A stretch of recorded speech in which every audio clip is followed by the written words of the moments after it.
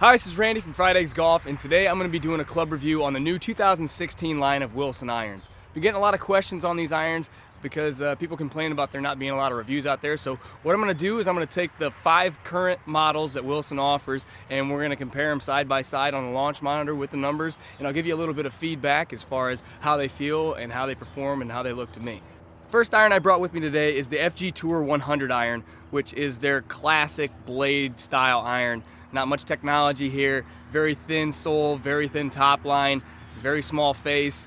I looked at the product details, it just said ouch on it. So the second iron I brought with me is the FG Tour V4 iron, which is also a forged iron, but it's got a little bit of cut cavity back into it. Little thicker top line there. Tungsten weight actually on the bottom of the sole there, but still a very small club face, I would say. It's more towards a player's iron, low handicap iron.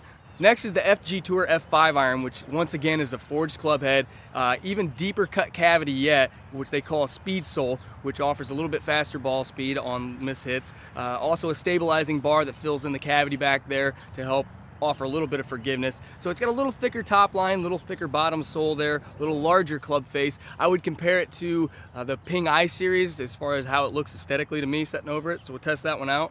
And probably the most intriguing iron I'm going to hit today is the C200. I'm very curious how this iron performs because of the new flex face technology this club offers. What it does is it minimizes how much of the club face is actually in contact with the rest of the club head. The way they've done this is they've bored out ports around the entire club face, filled it in with epoxy there, and what it's going to do is supposedly add more ball speed and face flex to give me greater distance. So very intrigued and interested to hit this iron to see what the numbers read on that one. And last we have the D200 iron, which is their game improvement iron. It's really deep cut cavity, wide bottom sole, thick top line, very large face on this. It does offer a speed sole technology, which is a very deep channel that runs behind the club face that offers a lot of trampoline effect to that face, so it should launch it very high and very long. Also, we have a heel and toe weight pods there to offer stability on off-center shots, so it should be very forgiving as well. So we're gonna take all 5 irons onto my launch monitor. We're gonna hit 3 shots with each. We'll compare the numbers afterwards, and I'll give you a little bit of feedback as far as how they felt, how they looked, and how they performed. So let's hit some shots.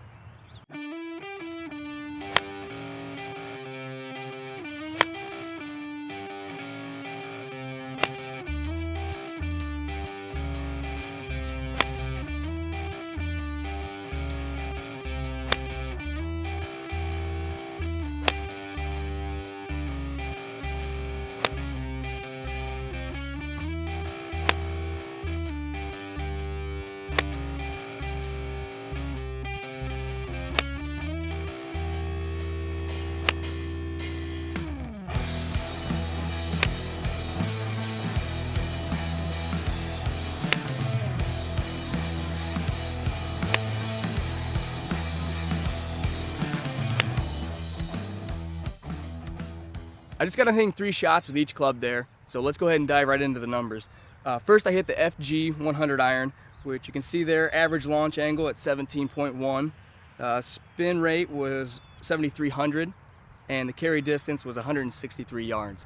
The 100, I do have to say that it felt amazing. It was a great feeling iron, even though aesthetically it looked very much like a blade, and if you do miss hit it, it is going to sting in your hands a little bit, but when you catch it flush, there's really nothing else like that feeling ever. You get up into the higher irons, I could see where that would be a hard club to manage. So good feeling, not for me.